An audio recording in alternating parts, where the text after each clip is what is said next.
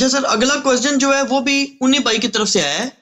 انہوں نے کہا جی ہمارا اہل تشیع کا یہ عقیدہ ہے کہ جو ائمہ کرام علیہ السلام ہیں جی یہ بالکل غلطیوں سے معصوم ہیں، اور ان کا یہ عقیدہ ہے، وہ باقاعدہ شیعہ، ان کا باقاعدہ یہ عقیدہ ہے، اور آپ کے بڑے پکے فالوور بھی ہیں، وہ میرا ان سے آج تعارف ہوا ہے. تو انہوں نے کہا جی کہ ہمارا بالکل یہ پکا عقیدہ ہے، اور انبیاء کرام علیہ السلام کے بارے میں تو ساری امت کا یہ عقیدہ ہے کہ وہ معصوم ہیں، غلطیوں سے پاک ہیں.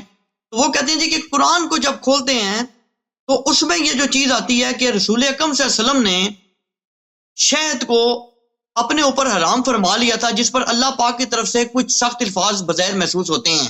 تو وہ کہتے ہیں جی کہ ہمارا یہ عقیدہ ہے کہ رسول اکرم صلی اللہ علیہ وسلم اللہ کی وحی کے علاوہ کچھ کرتے ہی نہیں. تو کیا یہ عمل بھی رسول اکرم صلی اللہ علیہ وسلم نے وحی الہی کے تابع فرمایا ہے، یا اس کو آپ کیا نام دیں گے؟ دوسری بات انہوں نے کی، وہ کہتے ہیں جی کہ حضرت یونس علیہ السلام جو ہیں جب وہ مچھلی کے پیٹ میں تشریف لے گئے تھے ایک بات کی بنیاد پر، تو اس کی تعویل سنی علماء بھی اور شیعہ علماء بھی یہ کرتے ہیں کہ انبیاء کرام علیہ السلام کیونکہ ایک بہت ہی بڑے درجے کی یعنی کیا کہنا چاہیے کہ عظمت پر فائز ہوتے ہیں، تو ان سے اگر ترک اولا بھی ہو جائے، ایک ترک مستحب بھی ہو جائے، تو وہ اس کو اتنا برا جانتے ہیں اپنے لیے کہ وہ کہہ دیتے ہیں کہ میں نے ظلم کیا اپنے پر. لیکن وہ کہتے ہیں کہ جب اس پہ آپ اللہ کے الفاظ دیکھتے ہیں نا، تو وہ ان علماء کی نفی کر رہے ہیں، کیونکہ اللہ پاک کے الفاظ بڑے سخت ہیں. اللہ پاک فرماتا ہے کہ اگر یونس علیہ السلام مچھلی کے پیٹ میں وہ کلمات ادا نہ کرتے، یعنی لا الہ الا انت سبحانک انی کنت من الظالمین، تو وہ اس دن تک وہیں مچھلی کا پیٹ میں پڑے رہتے کہ لوگ مردے قبروں سے اٹھاتے. تو وہ کہتے ہیں کہ کیا ترک اللہ پہ اللہ اتنی سخت بات کرتا ہے؟ وہ کہتے ہیں یہ تو جو آیت ہے یہ تو اپنا معصوم عن الخطا ہونے کی اور علم غیب ہونے دونوں کی بڑی شدید نفی کر رہی ہے بظاہر، اگرچہ وہ کہتے ہیں ہمارا عقیدہ یہی ہے. دیکھیں جہاں تک نبی کریم صلی اللہ علیہ وسلم کی ہے، تو وہ میں آپ کو ایک حدیث وہ دکھانا چاہ رہا ہوں، اس لیے میں دیکھ رہا ہوں. اچھا جی، حضرت رسول صلی اللہ علیہ وسلم نے جو واقعہ ہے، یا ایھا النبی لما تحرم ما احل اللہ لک، آپ لوگوں کے نزدیک یہ روایت یہ ہے کہ انہوں نے شہد کو اپنے اوپر حرام کیا تھا، اور اس کی روایت عائشہ اور حفصہ سے ہے. ہمارے نزدیک جو روایت ہے، انہوں نے ماریہ قبطہ رضی اللہ تعالیٰ عنہ کو اپنے اوپر حرام کیا تھا کہ میں ان سے مقاربت نہیں کروں گا. اس کی تفصیل ہمیں نہیں معلوم ہے. بات چلی تھی عائشہ اور حفصہ اور رسول پاک صلی اللہ علیہ وسلم کے درمیان، ٹھیک ہے نا، دونوں فریقین یہی کہتے ہیں. عائشہ حفصہ کا ادعا یہ ہے کہ رسول پاک صلی اللہ علیہ وسلم نے وہاں شہد کھایا تھا زینب بنت جحش کے ساتھ، اور وہاں ہمیں پسند نہیں تھا کہ یہ وہاں زیادہ دیر رکیں، تو ہم نے کہا تھا کہ آپ سے بدبو آ رہی ہے. تو یہ بدبو ہم نے جب کہہ دیا تو انہوں نے کہہ دیا کہ اب میں شہد نہیں کھاؤں گا، اپنے اوپر شہد کو حرام کیا ہے، ٹھیک ہے نا. لیکن ہمیں اس بات پہ بہت شک ہے، ہمیں، کیونکہ ایک عاقل شخص اس کو پتہ ہے کہ میں نے شہد کھایا ہے. ایک عام آدمی بھی ہو نا، اس کو پتہ ہو کہ میں نے شہد کھایا ہے، اس کو پتہ ہے کہ اس سے بدبو نہیں آ رہی، شہد کی بدبو نہیں ہوتی. پھر رسول پاک صلی اللہ علیہ وسلم کے معجزات میں سے یہ معجزات ہیں کہ ان کے جو پسینہ مبارک ہے اس سے اتنی خوشبو آتی تھی کہ وہ ہر مشک و عنبر سے، ہر قسم کے خوشبو سے اس کی خوشبو زیادہ ہوتی تھی. تو یہ تو ہم اس بات کو نہیں مانتے، ٹھیک ہے نا.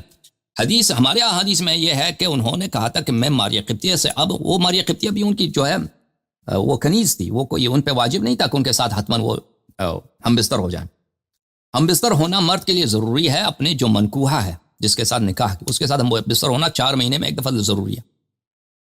لیکن اگر کوئی کنیز ہے تو اس کے لیے ضروری نہیں ہے. لیکن انہوں نے کہا تھا میں اس کا حق، لیکن ان کا حق ہے کہ ان کے ساتھ ہم بستر ہو جائیں، لیکن انہوں نے کہا تھا کہ میں نہیں کروں گا، لیکن یہ نہیں کروں گا ان کے ساتھ ہم بستر ہونا. تو یہ انہوں نے کیوں کہا تھا یہ ہمیں نہیں معلوم، یہ روایات میں معلوم نہیں ہے، ٹھیک ہے نا. وہاں پر لیکن بات چلی تھی عائشہ، حفصہ اور رسول پاک صلی اللہ علیہ وسلم کے درمیان. انہوں نے کس طرح رسول پاک صلی اللہ علیہ وسلم کو مجبور کیا تھا. کوئی ایسی بات انہوں نے دھمکی دیا تھا، کوئی تہدید کی تھی، کوئی اسی طرح تنگ کیا تھا پیغمبر صلی اللہ علیہ وسلم کو کہ ان کو یہ کہنا پڑا تھا کہ میں شاید نہیں کہوں گا. لیکن وہ شاید والی بات ہمیں اچھا نہیں لگتا، کیونکہ وہ بالکل بچگانہ بات ہے، میں شاید نہیں کہوں گا کہ شاید کی بدبو ہوتی ہے. شاید کی کہاں بدبو ہوتی ہے؟ اصل واقعہ اس میں چھپایا جا رہا ہے تاریخ میں، وہ اصل واقعہ کچھ اور ہوگا. جس طرح ان کا ہمارے نزدیک ان کو بلیک میل کیا گیا تھا پیغمبر صلی اللہ علیہ وسلم کو، اسی لیے انہوں نے کہا تھا کہ میں اب ماریہ قبطیہ کے ساتھ جو ہم بستر نہیں ہو جاؤں گا. لیکن اس کی وجہ کیا تھی ہمیں نہیں معلوم، ٹھیک ہے نا. اللہ کی جانب سے بھی جو آیت آئی ہے، یا ایھا النبی لما تحرم ما احل اللہ لک، جس چیز کو اللہ نے آپ کے لیے حلال بنایا ہے تو آپ اس کو کیوں اپنے اوپر حرام بنا رہے ہیں؟ یہ کسی عتاب کے لیے نہیں ہے کہ پیغمبر صلی اللہ علیہ وآلہ وسلم سے کوئی غلطی ہو گئی ہے، کیونکہ حلال کو حرام بنانا یہ تو بہت بڑی گناہ ہوتی ہے شریعت میں، بدعت لانا، کسی چیز کو حرام حلال بنانا. لیکن ایک شخص جو آپ کے لیے کوئی ضروری کام ضروری نہیں ہے کہ آپ اس کو انجام دیں، وہ آپ کے لیے ضروری نہیں ہے، لیکن آپ وہ واجب بھی نہیں ہے. آپ اس کو کہہ سکتے ہیں میں اس کو نہیں کرتا نا. آپ مثلا کوک پینا یہ کوئی واجب نہیں، آپ کہتے ہیں کہ میں کل سے کوک نہیں پیتا. چائے پینا واجب نہیں، میں کل سے چائے نہیں پیتا. یہ آپ کہہ سکتے ہیں، ٹھیک ہے، لیکن حلال ہے آپ کے لیے اگر آپ پینا چاہیں. تو ہمارے نزدیک یہ ایک طرح سے اللہ تعالیٰ کی جانب سے معاطفہ ہے، اللہ تعالیٰ کی جانب سے ایک طرح کی دلداری ہے، سپورٹ کا اظہار ہے کہ یا نبی آپ اپنے گھر میں اتنے مظلوم ہو گئے، آپ اکیلے رہ گئے، اتنے آپ کو تنگ کرتے ہیں یہ لوگ، بلیک میل کرتے ہیں کہ وہ چیز جو آپ کے لیے حلال ہے، آپ کے واحد اللہ نے جو بچہ دیا ہے، فرزند دیا ہے حضرت خدیجہ سلام اللہ علیہا کے بعد سیدنا ابراہیم علیہ السلام، حضرت ماریہ قبطیہ رضی اللہ تعالیٰ عنہ کی دامن مبارک سے ابراہیم فرزند رسول صلی اللہ علیہ وسلم جن کا وفات مدینے میں ہوا ہے. تو آپ ان سے جو وہ بہت خوبصورت تھی حضرت ماریہ قبطیہ رضی اللہ عنہ، اور مصر کے بادشاہ نے ان کو تحفے کے طور پہ بھیجا تھا. تو آپ ان کے پیغمبر صلی اللہ علیہ وسلم نے ان کے لیے ایک باغ رکھا تھا جس کو باغ ابراہیم کہا جاتا ہے، مشربۃ ام ابراہیم مدینے میں، وہاں پہ وہ رہتی تھیں. تو آپ ان سے کیوں دوری کرتے ہیں؟ تو یہ ہمارے نزدیک کوئی وہ نہیں ہے، کوئی پیغمبر صلی اللہ علیہ وسلم سے غلطی ہوئی ہے، ان کو بلیک میل کیا گیا ہے. اب وہ حاصل بلیک میل کا کیا واقعہ ہے وہ تاریخ میں چھپی ہوئی ہے.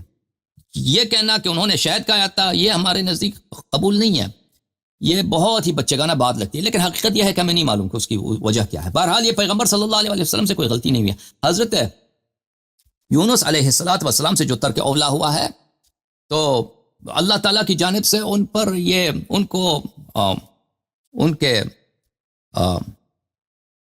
مچھلی کے پیٹ میں ان کو رکھا گیا ہے. یہ دنیا میں دیکھیں ہمارے نزدیک جو ہم شیعہ ہیں، ہمارے پاس بہت سارے احادیث روایات ہیں، مخالفین کے پاس اس طرح نہیں ہے کہ مومن کو دنیا میں جو بھی اذیت ہوتی ہے انسان مومن کو، اس سے اس کو آخرت میں اس کا اجر ملتا ہے. مثلا انسان کو دنیا میں سردرد ہو جاتا ہے، کسی کو کینسر ہو جاتا ہے، کسی کا بچہ مر جاتا ہے، تو اس کا بڑا اجر ہے آخرت میں. کسی کو ایک شخص جیل میں ڈال دیتا ہے مظلوم ہو کر، یا کوئی شخص زندگی میں فقیر، اس کی زندگی فقیرانہ گزرتی ہے، تو اس کا اجر آخرت بشرط کہ وہ مومن ہو تو اس کا اجر آخرت میں ملے گا اس کو.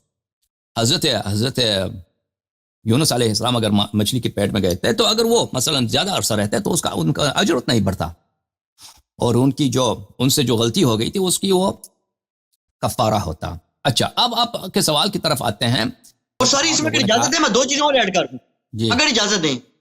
جی. امام حسن علیہ السلام نے ایک سوال یہ بھی کیا جاتا ہے کہ حضرت مولا امام حسن علیہ السلام نے جب زہر نوش فرمایا ہے تو کیا انہوں نے علم غیب کے باوجود پیا، اور حضرت امام حسین علیہ السلام کو جب اس چیز کا قطعی علم دیا جا چکا تھا اہل تشیع کے عقیدہ کے مطابق کہ آپ کی جائز شہادت کیا ہے، تو کیا اپنی جائز شہادت کی طرف جانا شرعی طور پر جائز ہو سکتا ہے؟